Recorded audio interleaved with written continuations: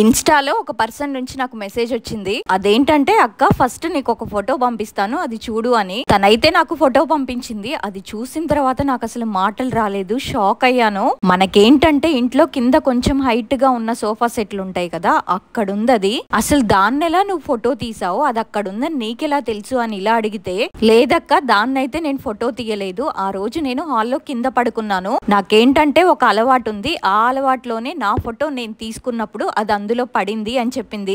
ఇప్పుడు కూడా అది నాతోనే ఉందక్క, నా ప్రాబ్లం అయితే చాలా పెద్దది అని దాదాపు ఒక 10 పేజీల వరకు రాసి పంపించింది. అందులో కొన్ని పేజీలని ఈ రోజు అప్లోడ్ చేసిన తోట బంగ్లాలో తిరుగుతున్న మారిది జిన్ పార్ట్ 1 వీడియోగా చేశాను. తను నాకు పంపించిన ఫోటోని కూడా ఆ వీడియోలో యాడ్ చేయడం జరిగింది. చిట్టి, ఈ వీడియో గనక నువ్వు చూస్తే నాకు రిప్లై ఇవ్వమ్మా, ఎందుకంటే నువ్వేదైతే అనుకున్నావో అది మాత్రం కాదది, చాలా పెద్ద సమస్యలోనే ఉన్నావు, నీతో చాలా విషయాలు మాట్లాడాలి, ఆ తర్వాత మన వాళ్ళకు కూడా చెప్తాను.